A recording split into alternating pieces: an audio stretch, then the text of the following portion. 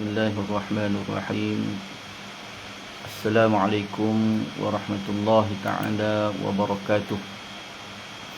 Bismillahirrahmanirrahim. InsyaAllah kita mulakan majlis kita pada pagi ini dengan umul kitab, dengan pahala Fatihah yang kita bacakan nanti kita hadiahkan kepada Rasulullah sallallahu alaihi wa alihi wasallam, ahli keluarganya, sahabat-sahabatnya, tabi'in, tabi'in, ulama-ulama mutaqaddimin, mutaakhirin, ulama'uz zaman, khususnya kepada Al-Imam Hujjatul Islam Al-Ghazali rahimahullahu ta'ala yang telah mengarang kitab Mukasyafatul Qulub. Seterusnya kita hadiahkan Al-Fatihah kepada pejuang-pejuang agama Allah subhanahu wa ta'ala, para syuhada, terutamanya sahabat-sahabat kita yang berada di Palestin, Mesir, di Syria, di Yaman, Selatan Thai, di Rohingya, di Marawi, di Malaysia. Seterusnya kita hadiahkan Al-Fatihah kepada para salihin, wali-wali Allah, para muttaqin, para syakirin.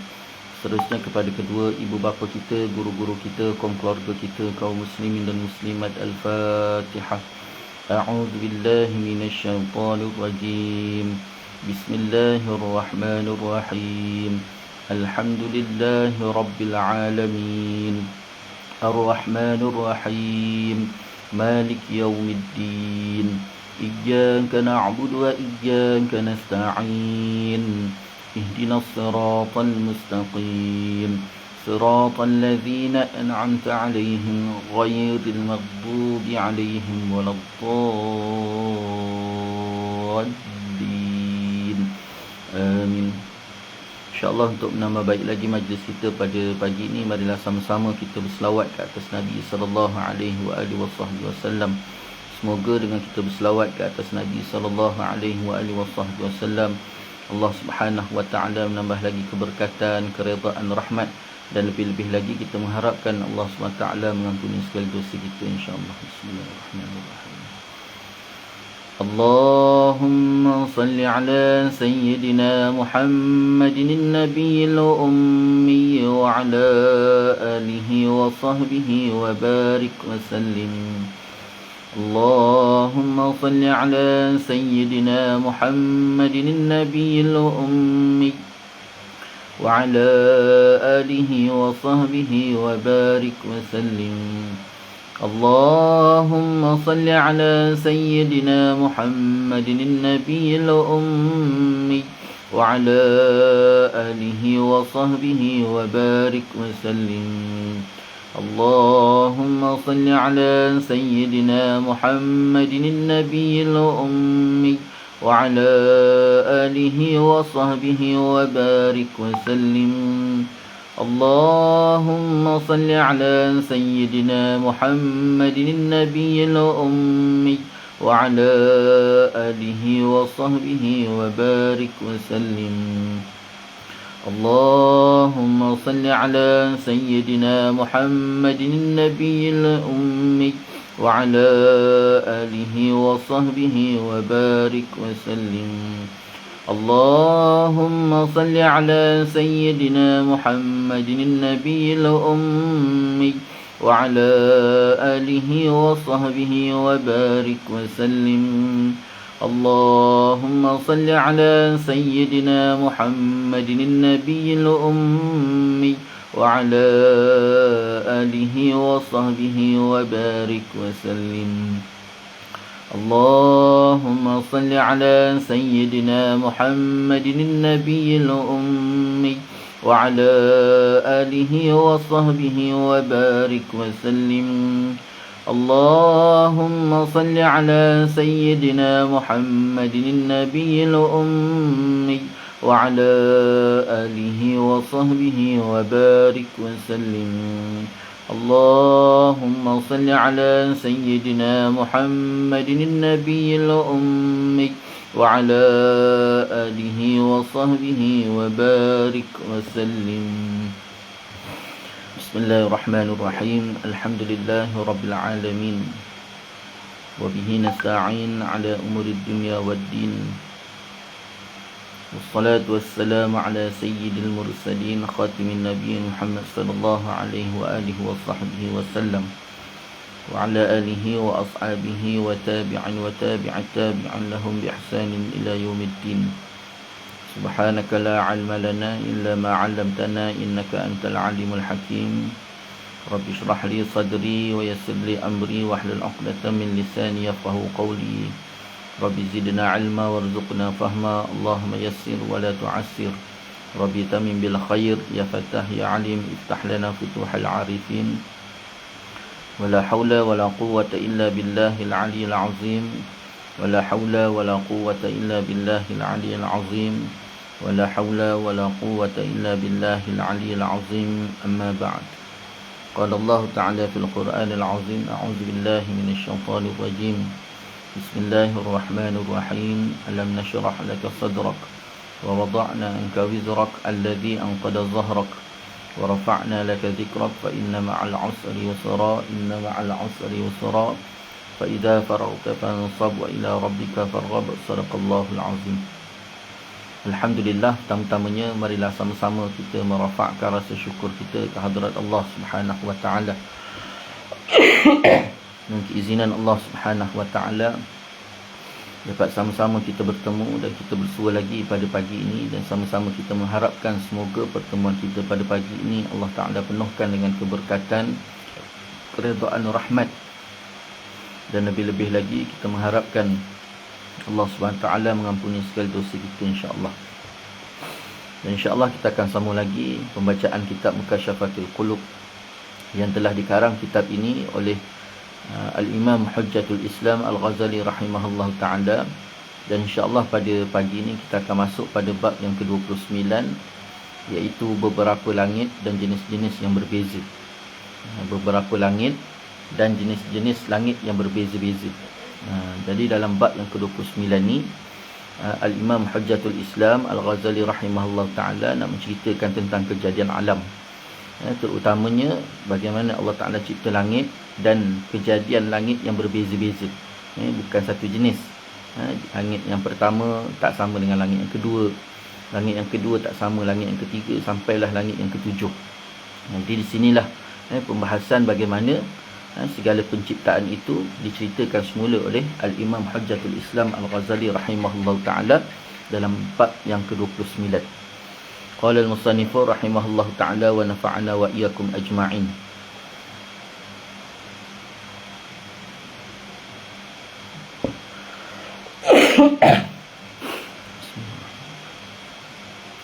Diriwayatkan bila sebut diriwayatkan maka diceritakan, itu maksud dia. Ada maksud diriwayatkan daripada hadis, ada diriwayatkan dengan maksud diceritakan. Siapa yang meriwayatkan, tak disebut siapa yang meriwayatkan. Sebut dia diriwayatkan dengan maksud diceritakan, maka ketika tu tak disebut siapa yang menceritakan. Maka cerita tu kita boleh jadikan sebagai kisah ataupun cerita, ataupun satu benda yang kita boleh buat penambahan pengetahuan, tetapi kita tak boleh nak dijadikan sebagai hujah. Kerana apa? Kerana periwayatan ataupun cerita yang diceritakan, cerita yang dikisahkan, kisah yang diceritakan tersebut tidak ada sebarang sandaran yang kukuh, sama ada daripada Al-Quran, Sunnah. Sunnah ni termasuklah hadis-hadis Nabi, begitu juga cerita-cerita yang diceritakan oleh Nabi SAW. Jadi sekarang ni bila disebut diriwayatkan, maka kita tidak ketahui siapa yang meriwayatkan ataupun siapa yang menceritakan. Jadi boleh kita jadikan sebagai pengetahuan am, tetapi tidak boleh dijadikan sebagai hujah ataupun dalil, ataupun kita nak pertahan benda tu, kita tak boleh. Diriwayatkan sesungguhnya yang pertama kali diciptakan Allah SWT adalah mutiara. Lalu Allah memandangnya dengan pandangan penuh keagungan dan hancurlah mutiara itu. Dianya bergoncang-goncang, dianya mutiara bergoncang kerana takut kepada Tuhannya, dan jadilah dia air, cair dia. Kemudian Allah memandangnya dengan pandangan rahmat, dan membekulah separuh mutiara yang telah berubah menjadi air itu. Allah menciptakan daripada arash, Allah menciptakan daripadanya air tadi yang membeku, yang datang daripada mutiara tadi, arash, dan arash itu pun bergoncang-goncang. Maka Allah menuliskan kepadanya arash, la ilaha illallah Muhammadur Rasulullah. Dan diamlah arash itu. Allah tetap membiarkan bahagian yang berupa air pada keadaannya dan bergoncang sampai hari kiamat. Itulah firman Allah SWT di dalam surah Hud ayat ke-7 yang bermaksud mafhumnya, dan singgahsananya Allah sebelum itu di atas air.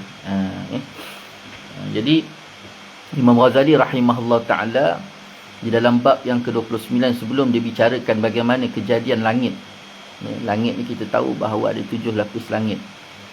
Sebelum daripada dia menceritakan tentang kejadian langit dan keadaan langit, maka dia ceritakan bagaimana Allah jadikan makhluk yang pertama.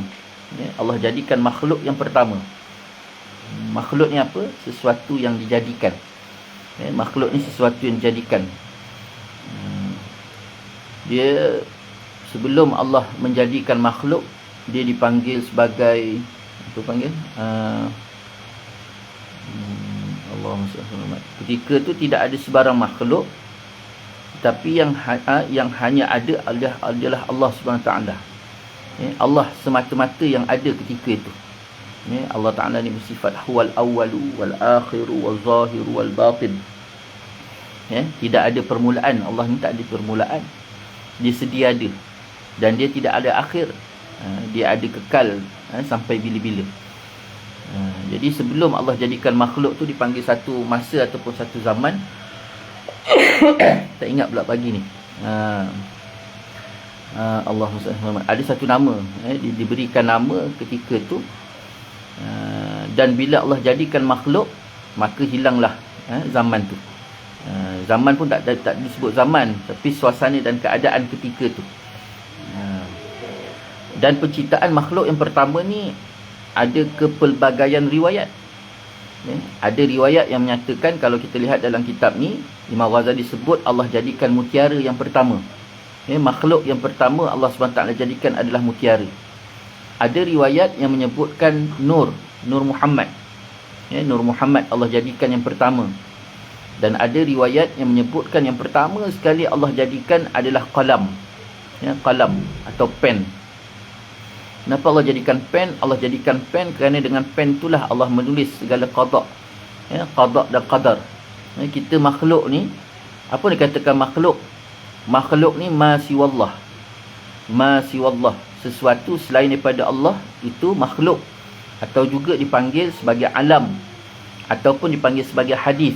Hadis ni apa? Hadis ni ialah sesuatu yang baharu. Yang berubah-ubah. Sesuatu yang baharu, yang berubah-ubah, yang tidak kekal. Selain daripada Allah, dipanggil juga hadis. Hadis ni berubah-ubah, baharu. Dan dipanggil juga alam. Alam ni ialah selain daripada Allah. Langit, bumi, malaikat, syurga, neraka, arash. Semua selain daripada Allah. Sesuatu selain daripada Allah dipanggil alam. Dan dipanggil juga sebagai makhluk. Makhluk ni sesuatu yang dijadikan. Allah itu khaliq. Allah itu khaliq. Khaliq ni apa? Yang menjadikan. Yang menjadikan itu khaliq. Makhluk yang dijadikan. Yang dijadikan. Makhluk. Maka kepelbagaian riwayat lah. Ada riwayat. Ada sebahagian ulama menyebutkan bahawa Allah jadikan yang mula-mula sekali adalah qalam, pen. Lalu dengan pen itulah Allah menulis segala qada dan qadar, ataupun segala ketetapan makhluk-makhluk dia tadi. Lepas ni jadi apa, lepas tu macam mana, lepas tu sebagaimana Allah SWT sebut di dalam suratul Ahqaf. Allah Ta'ala sebut, innal ladzina qalu rabbunallahu thumma istaqamu fala khawfun alaihim wala hum yahzanun. Innal ladzina qalu rabbunallah thumma istaqamu fala khawfun alaihim. Tak. Ma khalaqna as-sama, silap, minta maaf. Ma khalaqna as-samawati wal arda wa ma bainahuma illa bil haqqi wa ajalin musamma. Walladzina kafaru amma unziru mu'ridun. Itu betul. Allah Ta'ala sebut ma khalaqna as-samawati wal arda wa ma bainahuma illa bil haqqi wa ajalin musamma. Walladzina kafaru amma unziru mu'ridun. Tidak kami jadikan langit dan bumi. Ma khalaqnas samawati wal arda wa ma bainahuma, dan apa yang ada di antara langit dan bumi. Tidak kami jadikan langit dan bumi dan apa yang ada di antara langit dan bumi illa bil haqqi, kecuali dengan yang benar, dengan kebenaran. Illa bil haqqi, kecuali dengan kebenaran, wa ajali musamma, dan juga tempoh masa yang telah ditetapkan. Apa maksud bil haqqi? Dengan makna kebenaran. Allah jadikan langit dan bumi dan sesuatu yang ada di antara langit dengan bumi tadi, bil haqqi, dengan makna benar kat situ, iaitu tidak sia-sia. Setiap apa yang Allah Ta'ala jadikan pada langit, pada bumi dan juga di antara keduanya itu tidak sia-sia. Tu kita tengok Allah jadikan semut, ataupun agas, atau apa sekalipun batu yang mungkin kita tengok tak ada apa-apa pada mata kita. Dan juga pokok-pokok, macam contoh rumput, yang kita tengok, apalah rumput ni, kenapa Allah jadikan rumput. Kita tengok, kita terpaksa keluar duit 150, bayar dekat tukang potong rumput keliling rumah kita. Jadi tak ada sesuatu pun yang Allah jadikan itu dengan sia-sia. Wa ajali bil haqqi, kemudian wa ajali musamma, dan pertempoh yang telah ditentukan. Maksud pertempoh ditentukan, setiap kejadian-kejadian itu akan dijadikan mengikut tempoh. Dia akan jadi, dia akan bergerak, dia akan berubah, kemudian akhirnya dia akan pupus, terhapus, semuanya bertempoh, bukan dengan saja-saja. Tiba-tiba mati, tiba-tiba begitu, tiba-tiba. Istilah tiba-tiba tidak ada. Ini bagaimana Allah Ta'ala tunjukkan qada dan qadar Allah SWT. Itu tadi bagaimana Allah Ta'ala, ada riwayat menyatakan pertama sekali Allah jadikan pen. Bagaimana Allah Ta'ala tulis tu jangan kita bayangkan, haram hukum dia. Haram kita bayangkan macam mana pen Allah, kemudian macam mana Allah menulis. Adakah Allah menulis tu macam kita tulis? Tak. Allah Ta'ala tidak akan buat sesuatu ataupun sesuatu yang ada pada zat Allah, sesuatu yang ada pada sifat Allah, dan sesuatu yang ada pada af'al, perbuatan Allah SWT, tidak akan sama sebagaimana makhluk. Kerana Allah Ta'ala itu mempunyai sifat laisa kamitsli syai'un. Tidak ada sesuatu pun yang dapat menyerupai Allah SWT. Allah Ta'ala itu melihat, tetapi melihatnya Allah itu tidak sebagaimana kita melihat. Allah Ta'ala itu mendengar. Allah Ta'ala itu mendengar tidak sebagaimana kita mendengar. Mungkin juga Allah Ta'ala sebut tentang dia menulis qada, lalu dia menulis itu tidak sebagaimana kita menulis. Tidak sebagaimana kita menulis. Kerana Allah Ta'ala itu mempunyai sifat laisa kamitsli syai'un. Tidak ada sesuatu pun yang dapat menyerupai, menyamai Allah Subhanahu Wa Ta'ala. Dan ada juga riwayat yang menyatakan Allah Subhanahu Wa Ta'ala itu mula-mula dijadikan adalah nur. Nur, cahaya, iaitu Nur Muhammad. Nur Muhammad itu mula-mula sekali Allah Ta'ala jadikan. Lalu daripada Nur Muhammad itulah jadinya makhluk-makhluk lain. Dan ada riwayat yang menyatakan Allah jadikan mutiara, sebagaimana yang telah disebutkan oleh Imam Ghazali rahimahullah ta'ala di dalam bab yang ke-29 yang kita bacakan pada pagi ini. Iaitu Allah mulakan jadikan penciptaan dia iaitu dengan mutiara. Lalu Allah dengan mutiara tadi, Allah pandang mutiara tadi. Allah jadikan mutiara. Lalu Allah pandang mutiara tadi. Kerana terlalu malunya mutiara tadi melihat pandangan Allah SWT, maka bergegar-gegar mutiara tadi. Bergoncang-goncang mutiara tadi sehingga cair mutiara tadi. Lalu dengan Allah jadikan, dengan cairnya mutiara tadi, kerana terlalu malu melihat pandangan Allah SWT, jadi air. Cair dan jadi air. Lalu daripada air, sebahagian air itulah Allah jadikan pula arash Allah SWT. Dan kita tahu bahawa makhluk Allah yang paling besar sekali adalah arash Allah. Makhluk yang paling besar sekali yang Allah Ta'ala jadikan adalah arash. Arash. Lalu telah terjadinya arash. Bila terjadinya arash tadi, bergoncang-goncang arash. Kerana arash itu juga melihat pandangan Allah. Bergoncang-goncang arash tadi. Bila bergoncang-goncang arash tadi, lalu Allah nakkan arash itu duduk tetap, tidak bergoyang, tidak bergoncang. Lalu ketika itu Allah Ta'ala tuliskan kalimah La ilaha illallah Muhammadur Rasulullah. La ilaha illallah Muhammad Rasulullah. Ketika Allah Ta'ala tulis kalimah La ilaha illallah Muhammad Rasulullah pada arash itulah, daripada awal arash itu bergoncang, akhirnya didiam. Didiam dengan kalimah yang Allah Ta'ala tuliskan pada arash itu, La ilaha illallah Muhammad Rasulullah. Itu yang ada kisah yang diceritakan bagaimana Nabi Allah Adam AS, setelah dia makan buah khuldi bersama dengan ninda kita Hawa, lalu telanjanglah mereka berada dalam syurga tadi disebabkan kesalahan memakan buah khuldi tadi. Lalu Allah Ta'ala keluarkan ninda kita dengan tok kita, nak dikeluarkan daripada syurga. Bila nak dikeluarkan daripada syurga, kan sebelum dikeluarkan daripada syurga tu, Allah Ta'ala tanya, wahai Adam, kenapa engkau mendekati lagi pohon khuldi, sedangkan aku dah larang kau daripada engkau mendekati pohon khuldi.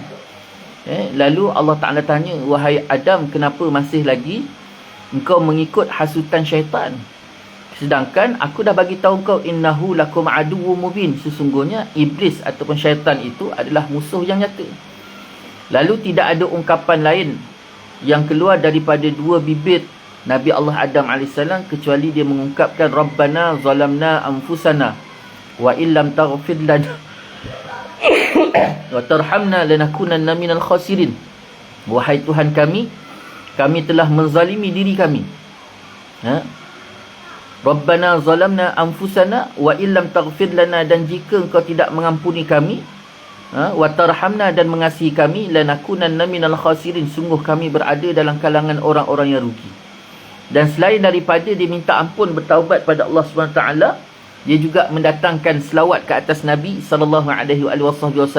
Allahumma salli ala Sayyidina Muhammad. Nabi Allah Adam berselawat, dia datangkan Rabbana zalamna anfusana wa illam taghfir lana tu wa tarhamna lanakunanna minal khasirin. Kemudian kata-kata tu disokong pula dengan selawat ke atas Nabi Muhammad SAW. Sehingga Allah Ta'ala bertanya, wahai Adam, dari manakah kau ketahui tentang Muhammad? Dari mana kau ketahui tentang Muhammad? Jangan kita rasakan bila Allah bertanya dia tak tahu. Tak. Setiap pertanyaan Allah bukan menggambarkan Allah Ta'ala tak tahu, tetapi setiap pertanyaan Allah, Allah bertanya kerana Allah nak bagi tahu. Allah nak bagi tahu. Lalu Allah bertanya kepada Adam tadi. Dia tanya, Adam, wahai Adam, daripada mana kau tahu tentang Muhammad? Lalu Nabi Allah Adam pun menceritakan ketika awal kejadian dia, setelah Allah Ta'ala selesai jadikan jasad Nabi Allah Adam ni, Allah pun masukkan roh ke dalam jasad Nabi Allah Adam. Bila Allah masukkan roh ke dalam jasad Nabi Allah Adam, ketika tu sampailah masuk roh tadi ke mata, ke hidung, kemudian masuk ke mulut, sampai ke dada. Nabi Allah Adam tu dah bingkas, dia nak bangun. Bingkas nak bangun. Mata ketika tu, mata Nabi Allah Adam dalam keadaan liar, pandang ke atas, ke bawah, ke kanan, kiri. Jadi ketika dia sambil memandang-mandang ke atas, ke bawah, ke kanan, ke kiri, liar mata dia tadi, dia terpandanglah pada dinding arash Allah SWT yang menyebut Muhammad Rasulullah. Sebelah daripada kalimah La ilaha illallah, iaitu tiada Tuhan yang disembah melainkan Allah. Lalu sebelah tu pula ada kalimah Muhammadur Rasulullah. Muhammad Rasulullah. Lalu aku yakinlah wahai Allah bahawa Muhammad itu adalah sesuatu yang sangat istimewa, yang sangat agung di sisi engkau wahai Allah. Itu nak ada gambarkan bahawa Nabi Allah Adam AS sendiri pun dia nampak, dia sendiri pun nampak nama Nabi Muhammad SAW itu di dinding di arash, sehingga dirasakan dan dia yakin bahawa Muhammad itu adalah sesuatu yang sangat agung, sangat hebat, sangat mulia di sisi Allah Subhanahu wa Ta'ala. Itu yang bila dipuji Allah, dia minta ampun dengan Allah Subhanahu wa Ta'ala, didatangkan juga doa dan sokongan selawat ke atas Nabi Muhammad sallallahu alaihi wasallam. Tu dia. Dan diamlah arash. Bila dia letak saja arash tadi, bila menggeletak bergoncang-goncang, lalu Allah Ta'ala nak diamkan arash tadi dengan ditulis pada arash tadi kalimah La ilaha illallah Muhammad Rasulullah. Allah tetap membiarkan bahagian yang berupa air pada keadaannya dan bergoncang sampai hari kiamat. Jadi di bawah arasy tu ada air. Jadi sebahagian daripada air tadi, kan mula-mula Allah jadikan mutiara tadi nampak Allah SWT, lalu dia cair, lalu cair menjadi air, dan sebahagian air itu dijadikan oleh Allah SWT akan arasy. Lalu sebahagian lagi air yang tinggal itu Allah Ta'ala kekalkan di situ. Allah Ta'ala kekalkan di situ, sehinggalah dia bergoyang sehinggalah hari kiamat. Sebagaimana firman Allah SWT dalam surah Hud yang bermaksud dan singgah sananya Allah sebelum itu di atas air.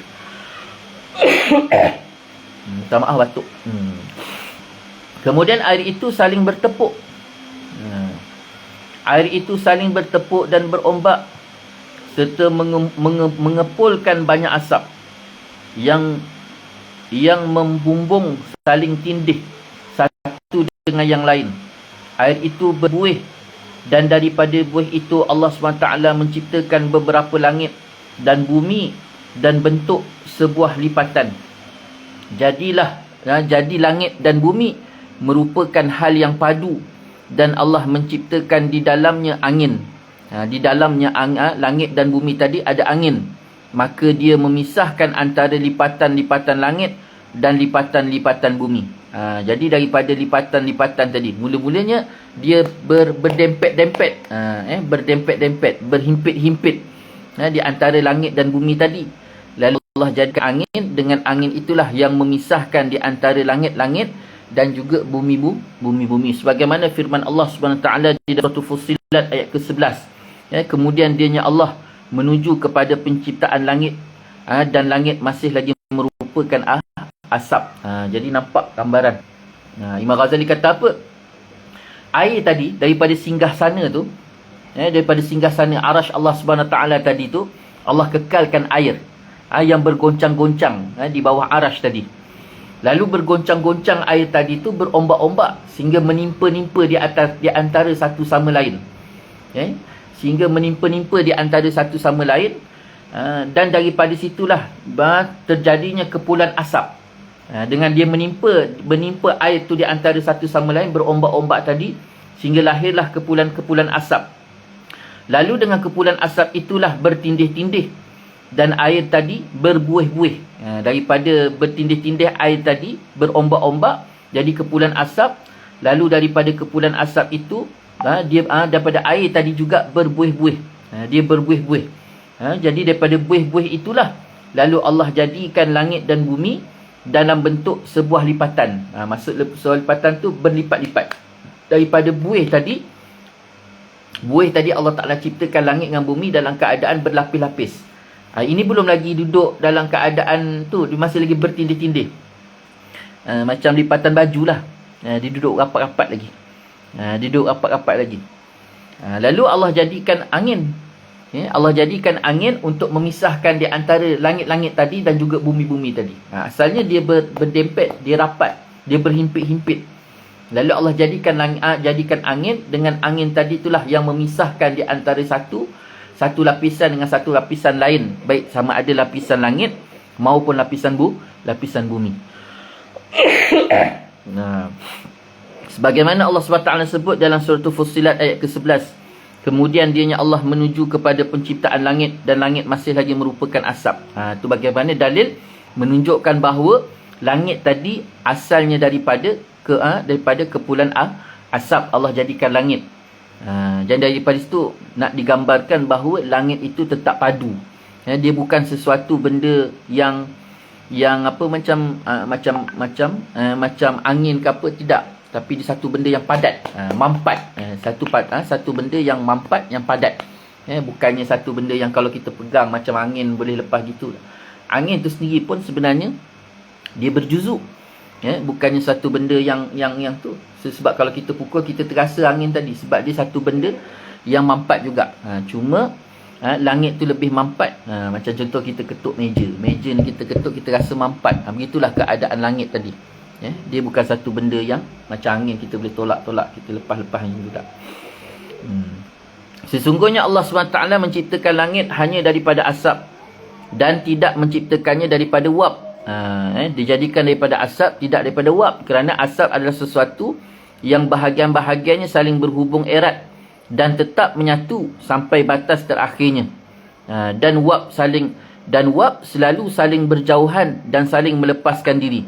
Hal itu adalah kerana kesempurnaan ilmu Allah SWT dan kebijaksanaannya Allah SWT. Kemudian Allah SWT memandang kepada air dengan pandangan rahmat dan membekulah air itu sebagaimana diterangkan di dalam hadis. Kenapa Allah jadikan daripada langit tadi Allah jadikan daripada asap, tidak daripada wap? Kerana asap itu lebih mampat dibandingkan wap. Wap tu macam angin saja. dia tak terlalu mampat, walaupun dia berjuzuk, tapi juzuk yang berpecah-pecah. Itu wap. Berbeza dengan asap. Asap ialah satu benda yang padat. Kerana Allah Ta'ala mengkendaki langit itu dalam keadaan mampat. Jadi Allah jadikan langit itu daripada asal-usulnya daripada asap. Tu waktu air bergoncang-goncang tadi, berkepul-kepul, ada sebahagian menjadi asap, ada sebahagian daripada goncangan air itu menjadi wap. Lalu daripada asap itu yang Allah Ta'ala ambilkan jadilah langit. Ni dia. Faedah. Di antara langit, apa maksud faedah? Faedah ni satu benda yang baik. Satu kebaikan. Faedah ni kalau kita sebut, kalau jumpa kitab, dalam kitab tulis faedah, memang satu kebaikan nak dikongsikan. Tu dia. Di antara langit dan bumi, di antara langit dunia dan bumi, di antara langit dunia dan bumi, demikian pula antara sebuah langit dengan langit yang lain, terdapat jarak 500 tahun perjalanan. Demikian pula tebal setiap langit, dikatakan sesungguhnya langit dunia ini lebih putih warnanya daripada susu. Sekiranya dia tampak hijau biru, itu kerana pantulan kehijauan gunung Qaf. Nama langit gunung Qaf. Nama langit dunia ini adalah Raqi'ah. Langit kedua. Tu dia. Kita tengok di atas. Di antara langit dunia dan bumi, demikian pula antara sebuah langit dan langit yang lain, terdapat jarak 500 tahun perjalanan. Jadi di antara langit dengan langit, langit dia ada 7 lapisan. Kemudian daripada langit tadi ke bumi, setiap lapisan itu perjalanannya 500 tahun. Perjalanan 500 tahun. Dia punya pertama jarak.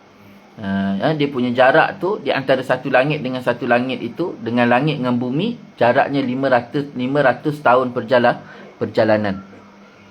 Demikian juga pula tebal setiap langit. Tebal setiap langit tu pula 500 perjalanan juga. Demikian pula tebal setiap langit. Apa maksud demikian pula tebal setiap langit? Begitu juga tebal langit itu 500 tahun perjalanan. 500 tahun perjalanan. Jadi setiap lapisan tadi 500 tahun. Daripada satu langit ke satu langit, itu 500 tahun. Dan daripada langit ke bumi 500 tahun perjalanan. Kemudian di lapisan langit tu pula, lapisan langit tu juga mempunyai 500 tahun perjalanan. Bagaimana perjalanan tu Wallahu'alam, Allah saja yang tahu. Sebab kalau kita lihat Nabi SAW sendiri diperjalankan oleh Allah SWT dalam peristiwa Isra' dan Mi'raj. Kita lihat, Allah Ta'ala sebut, Subhanallazi asra bi'abdihi laylan minal masjidil haram ilal masjidil aqsa allazi barakna hawlahu linuriyahu min ayatina. Dalam surat Isra'. Pertamanya Allah jalankan melalui Isra'. Yang kedua Mi'raj. Isra' daripada Mekah ke Baitul Maqdis. Allah Ta'ala jalankan menggunakan burak. Dengan menaiki burak. Kemudian daripada Mi'raj pula, daripada Baitul Maqdis naik ke Sidratul Muntaha. Nak melepasi Sidratul Muntaha ni terpaksa melalui 7 lapisan langit. 7 lapisan langit. Yang mana daripada bumi itu saja nak ke langit yang pertama tu 500 perjalanan. Kemudian daripada langit, lapisan langit pertama tu 500 perjalanan. Kemudian lapisan langit yang pertama nak ke lapisan langit kedua tu 500 perjalanan. Kemudian lapisan yang kedua tu 500 perjalanan. Kemudian daripada langit kedua nak langit ketiga tu 500 perjalanan. Tetapi dengan izin Allah SWT, Kenapa tak sampai 500 tahun sedangkan dikatakan perjalanan itu 500 tahun?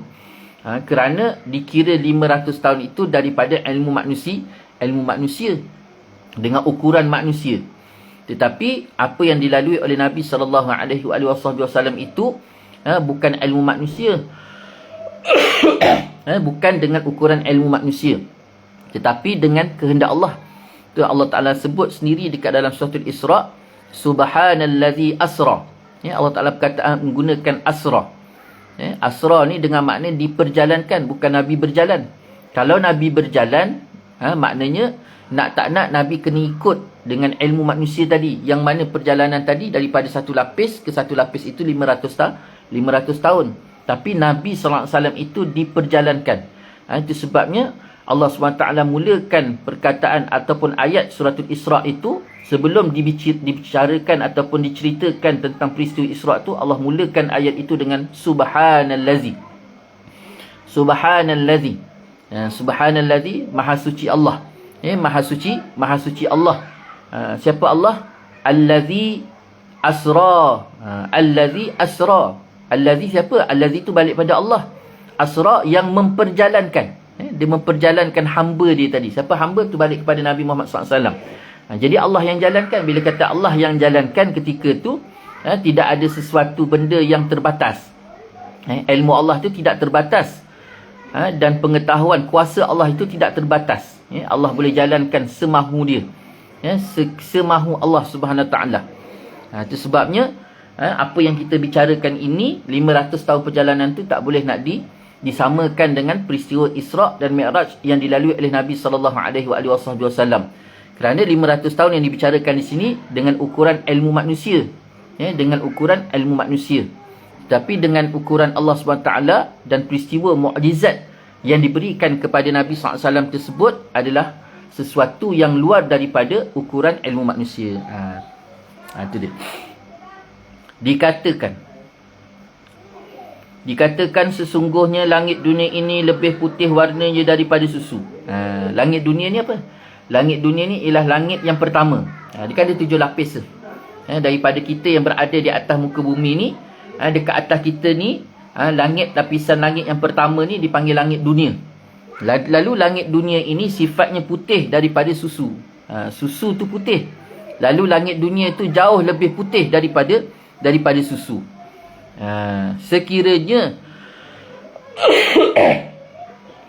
Sekiranya dia tampak hijau biru, itu kerana pantulan kehijauan Gunung Qaf. Dan nama langit dunia itu adalah Raqi'ah.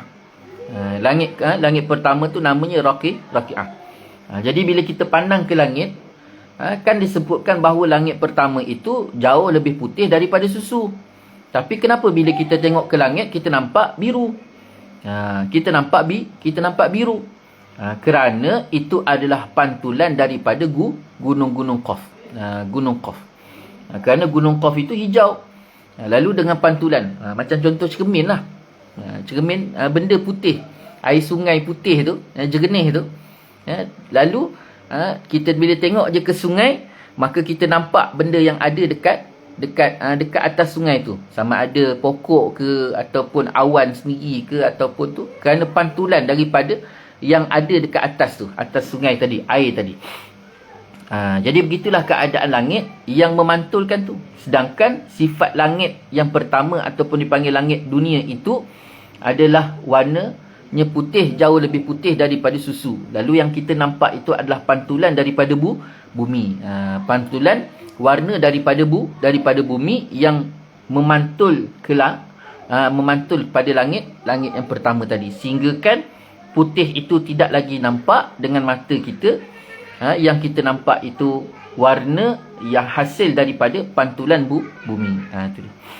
Dan langit yang pertama ini dinamakan Raqi'ah. Langit yang pertama ni dipanggil Raqi'ah. Itu nama dia. Kemudian langit kedua terdiri daripada besi. Langit pertama dia daripada sifat dia putihan susu. Kemudian langit kedua terdiri daripada besi yang cemerlang memancarkan sinar, dan namanya faidun ataupun ma'un. Jadi sifat Ataupun kejadian bagi langit yang kedua itu daripada besi. Allah jadikan langit kedua ni daripada besi. Allah jadikan langit yang kedua ini daripada besi. Dan nama dia memancarkan sinar. Itu sifat dia.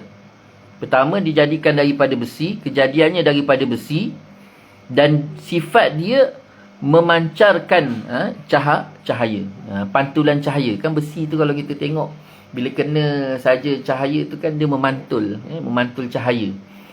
Jadi itu sifat sifat pada besi, sifat pada langit kedua yang dijadikan daripada besi. Nama dia apa? Nama dia Faidun. Langit kedua namanya Faidun ataupun Ma'un. Ma'un, itu langit kedua. Langit ketiga terdiri daripada tembaga. Allah jadikan langit yang ketiga dijadikan daripada tembaga yang disebut dengan malakut ataupun harayun. Ni yang dikatakan alam malakut. Malakut. Itulah langit yang ketiga. Langit ketiga yang dijadikan daripada tembaga. Lalu nama dia malakut ataupun harayun. Harayun. Itu langit yang ketiga. Langit keempat terdiri daripada perak yang putih. Lalu sampai langit keempat pula, Allah jadikan langit keempat ni daripada perak. Perak yang putih. Itu sebab kalau kita tengok emas ni pun, dia ada emas yang warna kekuning-kuningan dan ada emas putih. Begitu juga perak. Perak yang Allah jadikan pada langit yang keempat ini daripada perak putih, yang bersifat, yang berwarna putih. Hampir-hampir sinarnya dapat menghilangkan pandangan mata. Namanya adalah Zahirah. Nama langit yang keempat itu Zahirah. Allah jadikan daripada perak putih, kemudian sinarnya dapat menghilangkan pandangan mata. Mata tak boleh nak melihat keadaan langit yang keempat tadi, kerana terlalu putih ataupun bersinarnya cahaya yang pantulan datang daripada perak putih tersebut pada langit yang keempat. Masya Allah, hebatnya Allah. Macam mana tu yang kita tak dapat gambarkan. Kerana ilmu yang ada atas dunia ni hanya setitis air lautan yang Allah Ta'ala turunkan. Setitis air lautan. Itu sebabnya Nabi SAW sendiri sebut bagaimana sedikitnya ilmu yang Allah bagi pada kita ni, seperti kita celupkan jari kita pada air lautan tadi. Kemudian kita angkat jari tu, kemudian tertitislah setitis air, jatuhlah setitis air daripada jari kita tadi. Maka itulah perumpamaan ilmu yang Allah Ta'ala bagi pada kita yang berada di atas bumi ni ataupun dunia ni. Langit, terutamanya langit dan alam semesta ni ada ilmu yang sangat luas. Ilmu yang sangat luas yang kita tak terjangkau. Sebabnya Imam Ghazali rahimahullah ta'ala dalam membicarakan tentang langit ni sendiri pun kita tak dapat nak gambarkan bagaimana keadaan langit tu sebenar. Cuma gambaran melalui ilmu kita yang terbatas ni. Itu sebab langit yang keempat ni saja Allah jadikan daripada perak putih. Perak putih, kemudian pantulan cahaya daripada perak putih itu saja sampaikan kita tak mampu nak melihatnya. Itu yang dikatakan menghilangkan pandangan mata. Mata kita tak mampu nak melihat perak putih tadi. Dan dinamakan sebagai Zahirah. Zahirah. Di langit kelima daripada emas merah. Masya Allah. Subhanallah. Subhanallah, tabarakallah. Di langit kelima pula daripada emas merah yang disebut Muzayyanah. Muzayyanah dan Musahharah. Nama dia Muzayyanah dan juga Musahharah. Langit kelima ni Allah jadikan daripada emas merah. Macam mana emas merah? Biasa kita jumpa emas putih ataupun emas kuning. Ini emas merah. Subhanallah. Hebatnya Allah SWT. Itu sebabnya bila kita mati je besok, lalu Allah bangkitkan besok di akhirat, Allah bangkitkan dalam keadaan jasad tubuh kita jasad yang lain. Roh yang sama, jasad yang berbeza. Jasad tubuh yang berbeza. Yang kita guna pakai di atas dunia ni hanya untuk dunia. Lalu Allah matikan dan Allah bangkitkan besok di akhirat, Allah gantikan dengan satu jasad yang memang nak digunakan dengan kekuatan akhirat. Dengan tubuh yang nak digunakan untuk akhirat. Salah satu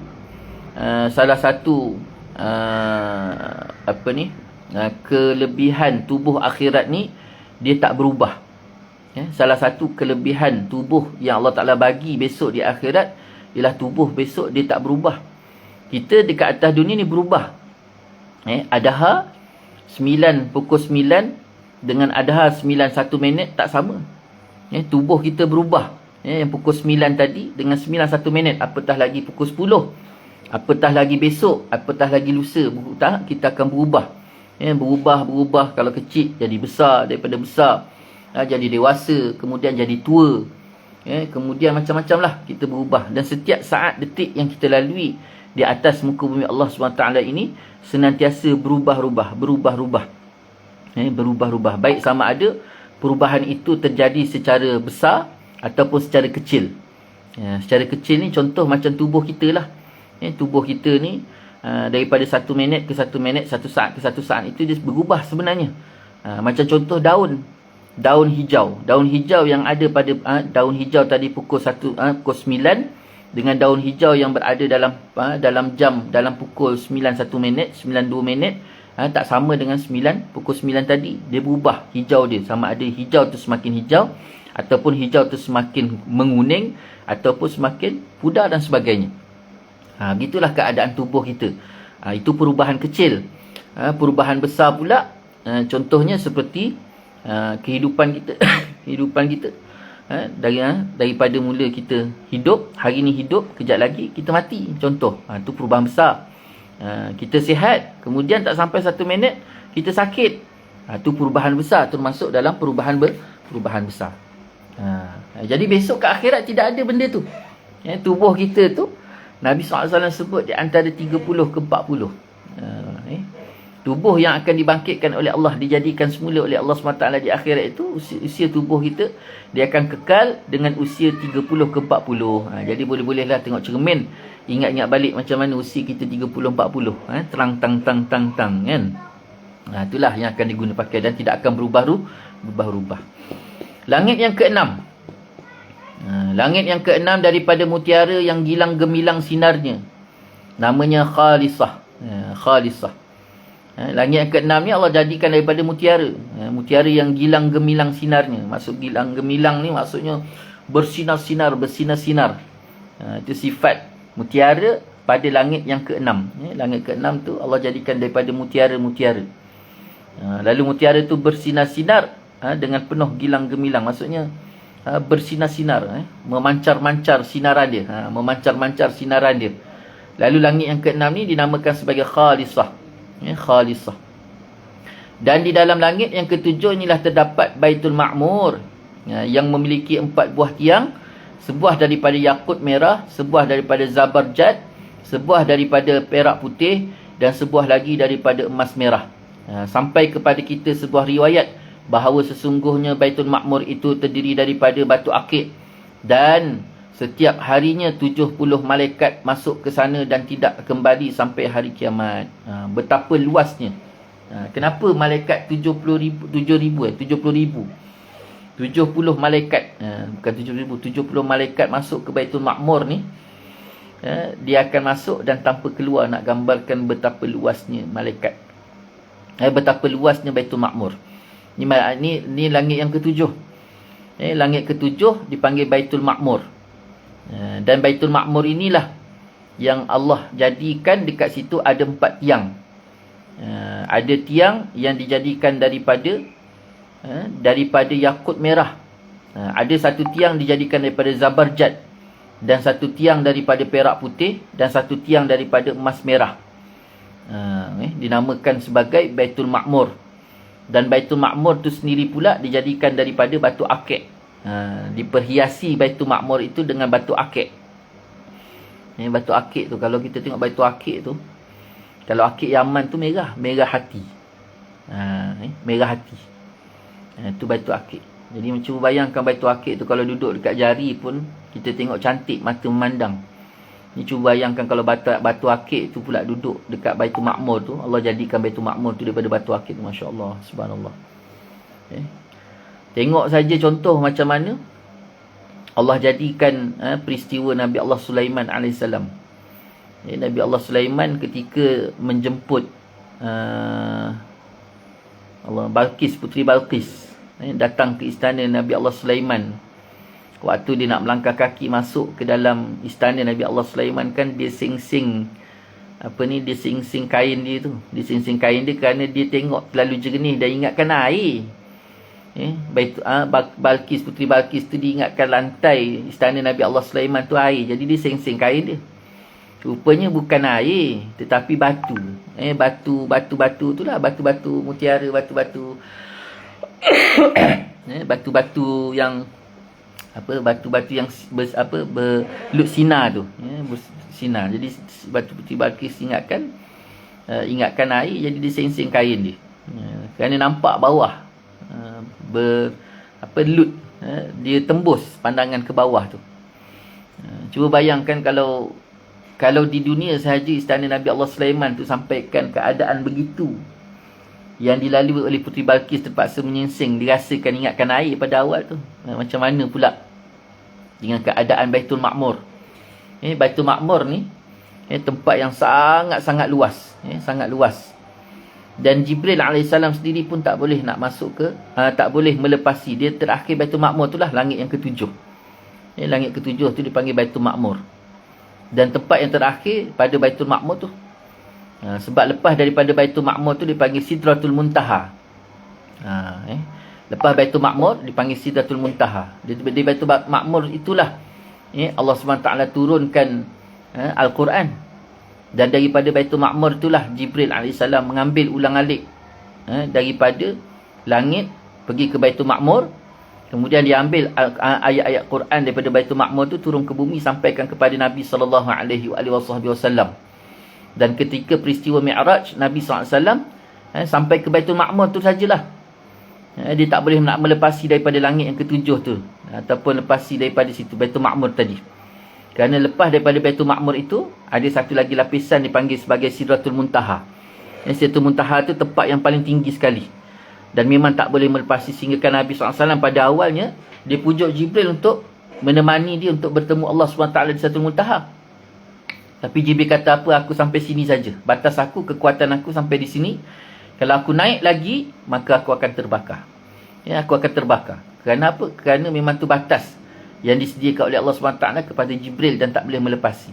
Jadi yang boleh melepasi siapa? Yang boleh melepasi hanya Nabi SAW. Itu bagaimana ihtiram, kemuliaan dan keagungan yang diberikan oleh Allah SWT kepada Nabi Muhammad SAW. Subhanallah. Hebat tak hebat mulianya Nabi SAW ni, sampaikan naik ke Sidratul Muntaha tu pun. Pertamanya Allah Ta'ala jemput naik sampai melepasi Baitul Ma'mur tadi, naik ke Sidratul Muntaha. Satu. Yang kedua pula, waktu Nabi SAW nak naik ke Sidratul Muntaha tu, Nabi buka slipper, Nabi buka capal dia. Nabi buka capal Nabi SAW tadi. Kenapa? Allah Ta'ala tanya, wahai Muhammad, kenapa kau cabut? Kau cabut slipper kau, capal kau tu kau cabut, kenapa?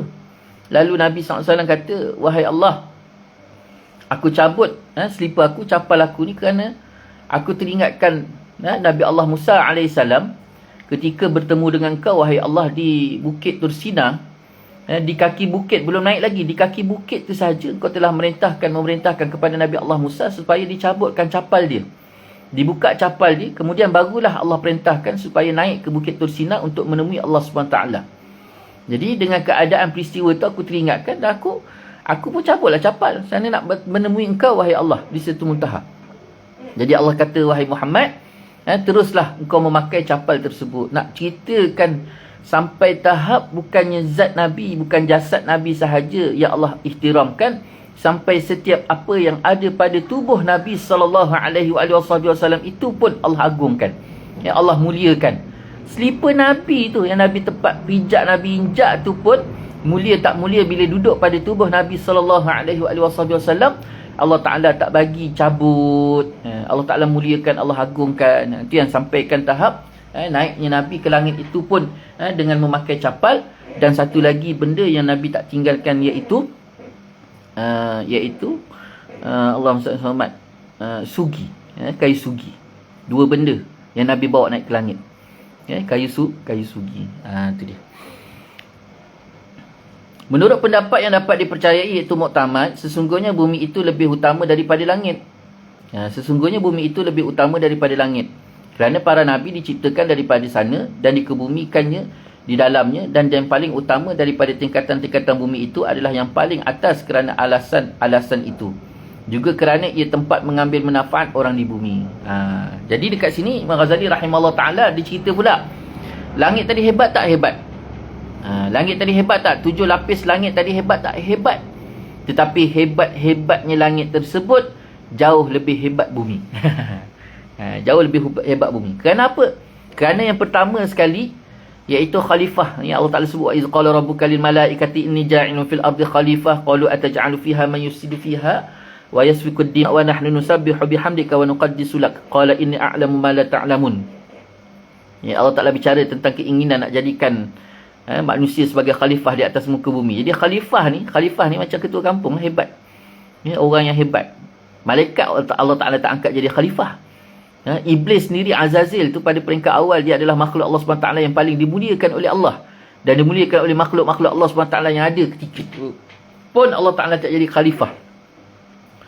Jadi manusia ni Allah jadikan khalifah. Dan kejadian awal khalifah Allah SWT ni pula Allah ambil daripada bumi. Tanah yang berada di bumi. Itu sebabnya bumi itu jauh lebih mulia daripada langit. Satu. Yang kedua pula, jasad para nabi dan para rasul itu berjalan di atas muka bumi. Dia tak berjalan kat langit, dia jalan kat bumi.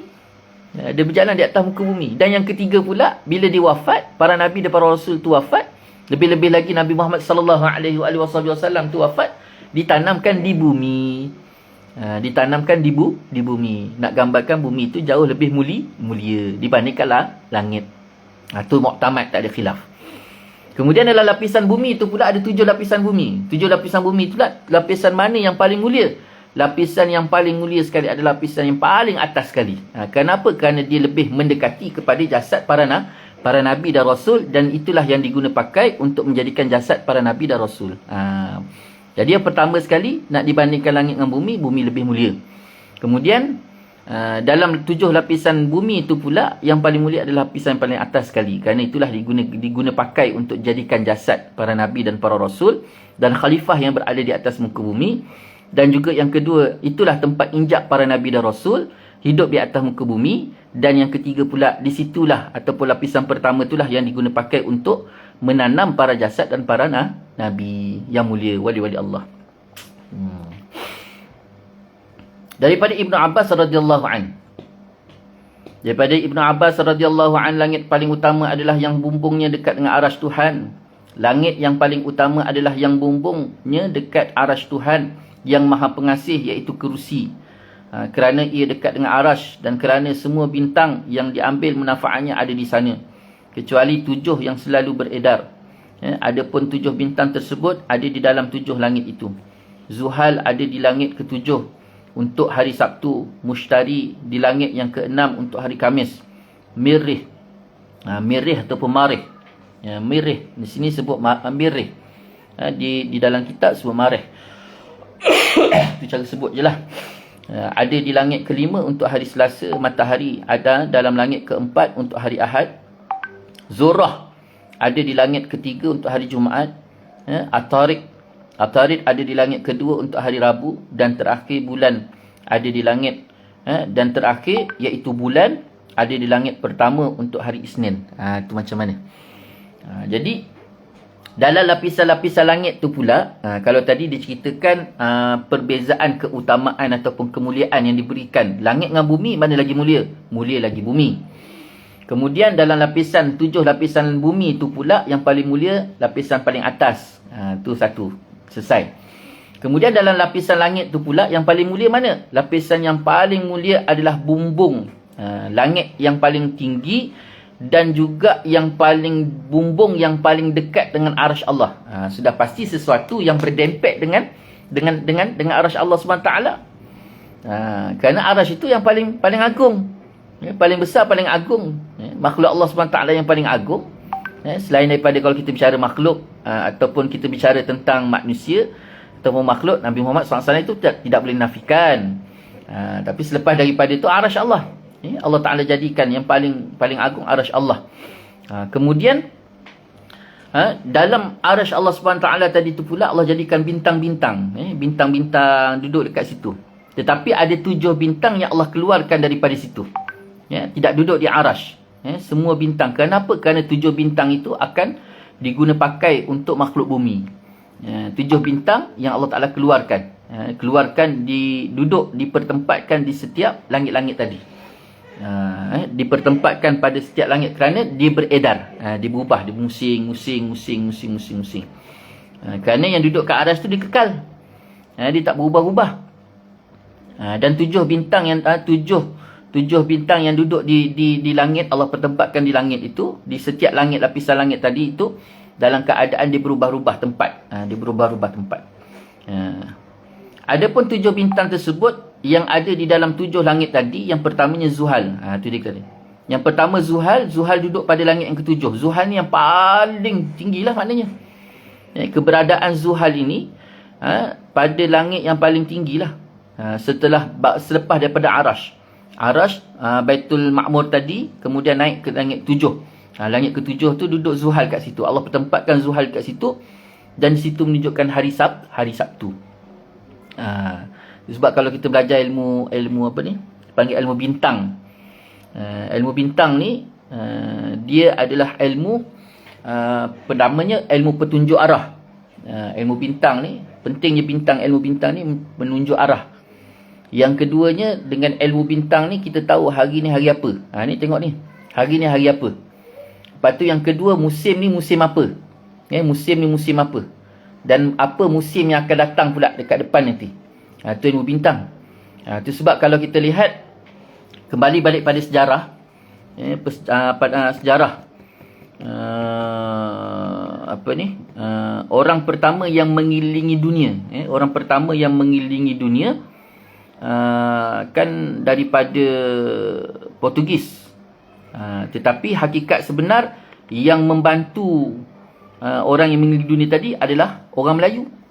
Orang Melayu, nama dia Awang. Awang hitam ke apa? Awang, kalau tak silap Awang. Jadi Awang ni lah yang membantu. Tetapi yang orang Portugis tadi tu akhirnya dia tak berjaya habis untuk mengelilingi dunia.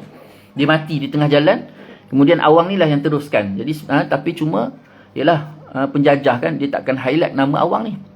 Sedangkan hakikat sejarah, Awang ni lah yang bantu orang putih tadi mengelilingi dunia.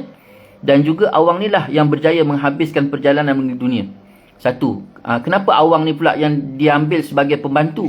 Awang ni diambil sebagai pembantu untuk mengelilingi dunia kerana Awang ni ada ilmu bintang. Dia ada ilmu bintang. Dan ilmu bintang ni memang Allah bagi di antara, pertama sekali Allah Ta'ala turunkan ilmu bintang ni kepada Nabi Allah Idris AS. Lalu daripada Nabi Allah Idris ni lah diturunkan pula kepada Namrud.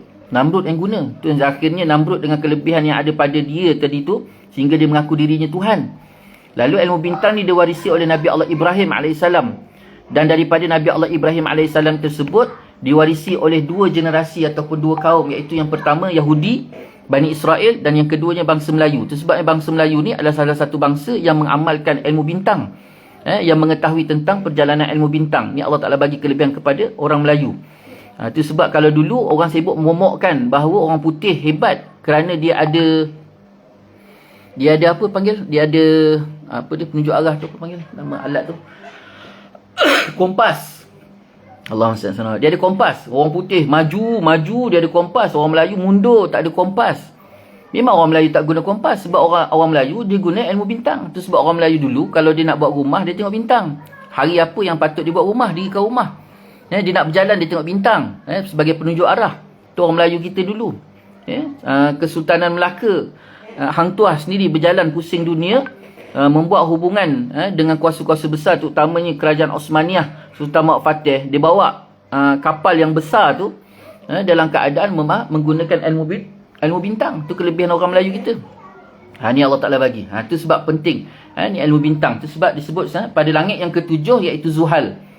Zuhal ada langit yang ke-7 hari Sabtu. Mushtari langit yang ke-6 hari Khamis. Marih langit yang ke-5 hari Selasa. Matahari langit yang ke-4 hari Ahad. Zurah langit yang ke-3 hari Jumaat. Atarid, langit yang kedua hari Rabu, dan juga yang terakhir bulan. Bulan diduduk pada langit yang pertama, iaitu hari Isnin. Sebuah faedah yang sangat tersamar di antara keajaiban ciptaan Tuhan yang Maha Mencipta Tabaraka wa Ta'ala adalah penciptaan langit yang ketujuh daripada asap, serta setiap langit tidak menyerupai langit yang lain. Juga Allah menurunkan daripada langit itu air hujan dan menumbuhkan dengannya bermacam-macam tumbuhan dan tanaman yang berbeza-beza warna dan rasanya. Sebagaimana firman Allah Subhanahu Wa Ta'ala dalam surah Ar-Ra'd ayat keempat yang bermaksud mafhumnya, dan kami melebihkan sebahagian tanaman itu atas sebahagian yang lain tentang rasanya. Jadi Allah pertama sekali Allah jadikan langit tadi berbeza-beza. Walaupun berbeza-beza, tetapi asal kejadiannya adalah datang daripada asap. Asap yang datang daripada kepulan air. Air yang datang cair daripada mutiara pada awal-awal kejadian makhluk tersebut. Lalu daripada langit itulah Allah Ta'ala turunkan hujan untuk penghidupan yang berada di bumi. Allah Ta'ala turunkan hujan. Itu sebabnya hujan itu dipanggilkan rahmat Allah Subhanahu Wa Ta'ala. Dan dengan hujan tu juga, kalau Allah Ta'ala nak hancurkan sebagai balak, tu pun melalui hujan juga daripada air daripada langit tadi. Allah Ta'ala nak turunkan rahmat, dan Allah Ta'ala nak turunkan musibah, semuanya daripada situ. Dengan izin Allah Subhanahu Wa Ta'ala. Dan juga menciptakan anak cucu Adam atas beberapa tingkatan yang berbeza-beza. Di antara mereka ada yang terbang, yang berkulit putih, ada yang hitam, bergembira, bersedih, mukmin, kafir, alim, bodoh, padahal asal mereka adalah Adam.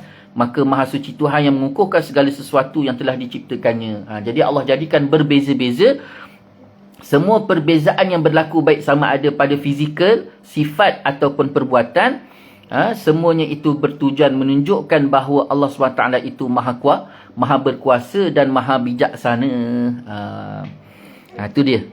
Bagaimana Nabi Imam Ghazali rahimahullah ta'ala membicarakan tentang kejadian alam, terutamanya langit, lapisan langit dan lapisan bumi, dan keutamaan di antara langit dan bumi, dan di antara langit-langit dan juga bumi-bumi, keutamaan setiap langit dan keutamaan setiap bumi. Wallahu ta'ala alam. Saya serah semula kepada Kak B.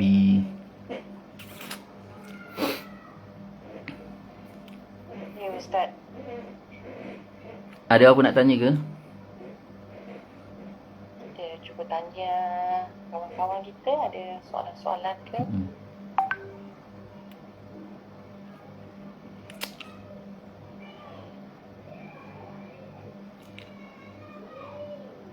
Ada ke? Ya, nak tanya apa ni? Allah Subhanahu Wa Ta'ala duduknya di Arash kan? Itu dia. Ada yang Tu kalau kita bicara tentang aspek akidah, pertama sekali Allah Ta'ala sebut dalam Al-Quran Ar-Rahmanu 'alal 'arsy istawa. Ar-Rahman 'alal 'arsy istawa. Allah Ta'ala tak sebut tentang zat, Allah Ta'ala sebut tentang sifat. Jadi pertama sekali dengan perkataan duduk tu, perkataan duduk, bila duduk saja maka sudah pasti mengambil tempat.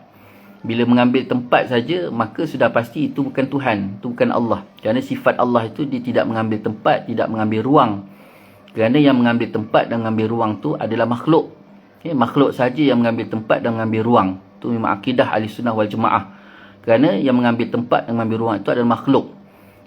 Dan sifat setiap apa yang ada pada makhluk tidak ada pada Allah, dan setiap apa yang pada Allah tidak ada pada makhluk. Sebagaimana yang kita bacakan tadi, laisa, Allah Ta'ala itu mempunyai sifat laisa kamisli syai'un. Tidak ada sesuatu yang boleh menyerupai, menyamai Allah SWT. Baik ada sesuatu yang pada Allah ataupun sesuatu pada makhluk, tidak akan dapat menyamai. Jadi Allah Ta'ala itu dia tidak duduk di arash. Dia tidak duduk arash. Bila kita duduk arash, jadi sebelum daripada Allah jadikan arash, Allah duduk di mana? Itu persoalan dia. Jadi Allah jadikan arash tu sebagai keagungan dia, kehebatan dia, nak menunjukkan keagungan Allah, kehebatan Allah. Dan Allah datangkan sifat Ar-Rahman, betapa luasnya arash Allah SWT itu, seluas itu dan seluas lagi luas Ar-Rahman Allah, ataupun sifat kasih sayang Allah Subhanahu wa Ta'ala. Tapi adakah Allah Ta'ala duduk ke arash? Tak. Kalau Allah Ta'ala duduk ke arash, sudah pasti Allah Ta'ala itu mengambil tempat. Sedangkan yang mengambil tempat ini, mengambil ruang ini hanyalah makhluk. Jadi Allah di mana? Itu Allah saja yang tahu. Allah Ta'ala itu tidak bertempat, tidak terikat dengan tempat dan tidak terikat dengan masa dan ruang. Wallahu a'lam.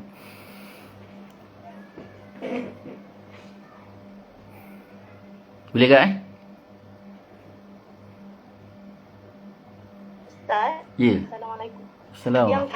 Yang Ustaz sebut yang lapisan-lapisan langit tu kan, itulah tempat yang nabi-nabi yang diangkat duduk di atas langit tu. Adakah lapisan langit yang sama juga yang kita maksudkan, ataupun mereka di langit yang berbeza pula? Lapisan langit itulah. Oh. Dia tak ada lapisan langit lain lah. Itulah lapisan dia. Tu yang dekat situ ada langit yang keberapa dia duduk neraka, ada langit keberapa duduk syurga, yang Nabi SAW dibawa naik ke langit tu kan. Ziarah syurga, ziarah neraka. Kemudian bagaimana peristiwa Nabi Allah Idris AS yang diangkat naik ke langit untuk menziarahi neraka dan syurga. Peristiwa yang hampir sama dengan peristiwa yang berlaku kepada Nabi SAW. Jadi itulah dia langit yang dibicarakan. Langit yang samalah. Sebab langit ni luas, bukan kecil. Sangat luas. Itu sebabnya tadi awal-awal sekali menceritakan tentang penciptaan langit tadi. Langit tu sahaja, lapisan dia tu sahaja 500 tahun perjalanan. Lapisan dia. Kemudian di antara satu langit ke satu langit 500 tahun perjalanan. Maknanya sangat-sangat luas. Dan bumi tempat kita duduki ni pun, kita tempati ni pun satu sebilangan kecil saja. Bukannya kita tak mampu nak menyamai langit yang sangat luas. Tapi seluas-luas langit itu jauh lebih luas arasy Allah. Tapi seluas-luas arasy Allah jauh lebih luas rahmat Allah. Kasih sayang Allah. Itu yang sebutkan Ar-Rahman 'alal 'arsy istawa tadi. Allah datangkan perkataan Ar-Rahman, sifat Allah tadi tu. Wallahu a'lam.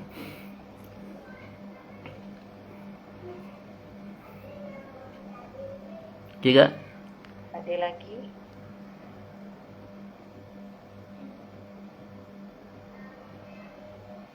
Tak ada? Ya, yang Zahira tadi. Bila hari ni dia orang tak dapat join pula. Oh. Zahira tu nama adik saya. Oh. Dia selalu join tapi hari ni tak dapat. Okey, kalau tak ada apa-apa kita boleh stop dulu. Nampak macam tak ada apa, Ustaz. InsyaAllah. Tunggu dulu. Jumpa di lain masa, lain minggu, lain bulan, insyaAllah. InsyaAllah. Jadi saya tutup majlis sekarang Ya. InsyaAllah pertamanya saya ucap terima kasih kepada Kak Bi atas majlis pada pagi ini, dan terima kasih kepada semua yang bersama pada pagi ini. Sama-sama kita berdoa pada Allah SWT supaya Allah Ta'ala berikan kita kefahaman yang baik, berikan pimpinan, taufik, hidayah, inayah yang tak putus-putus pada kita, pasangan kita, anak keturunan kita, masyarakat kita. Dan Allah berikan kebaikan, rahmat dia, redha dia, dan kebaikan di dunia, kebaikan di akhirat yang benar-benar di sisi Allah SWT, insyaAllah. Yang baik itu daripada Allah, yang tidak baik itu menjadi kelemahan saya sendiri. Mohon maaf di atas segala salah kata, salah bicara. Mohon maaf di atas segala-galanya. InsyaAllah kita majlis dengan tasbih, kafarah dan subhanakallah bihamdika asyhadu an la ilaha illa anta astaghfiruka wa atubu ilaik. Bismillahirrahmanirrahim. Wal 'asri innal insana lafi khusr illa allazina amanu wa 'amilus salihati wa tawassaw bil haqq wa tawassaw bis sabr. A'udzu billahi minasyaitonir rajim. Bismillahirrahmanirrahim. Alhamdulillahi rabbil alamin. Wassallallahu ala sayyidina Muhammad wa ala alihi washabbihi wa baraka wasallam. Allahumma rabbana zalamna anfusana wa illam taghfir lana wa tarhamna lanakunanna minal khasirin. Allahumma rabbana hab lana min azwajina wa dhurriyyatina qurrata a'yun waj'alna lil muttaqina imama. Rabbana la tuzigh qulubana ba'da idh hadaytana wa hab lana min ladunka rahmah innaka antal wahhab. Rabbana atina fid dunya hasanah wa fil akhirati hasanah wa qina adzaban nar. Sallallahu ala sayyidina Muhammad wa ala alihi washabbihi wa baraka wasallam. Alhamdulillahi rabbil alamin. Taqabbalallahu minkum. Wabillahi taufiq wal hidayah. Wassalamualaikum warahmatullahi taala wabarakatuh. Terima kasih banyak, Kak. Terima kasih, Ustaz. Terima kasih juga pada yang ada. Terima kasih, Kak Bi. Terima kasih semua. Sama-sama. Assalamualaikum. Terima kasih, Kak Bi. Terima kasih banyak. Sama.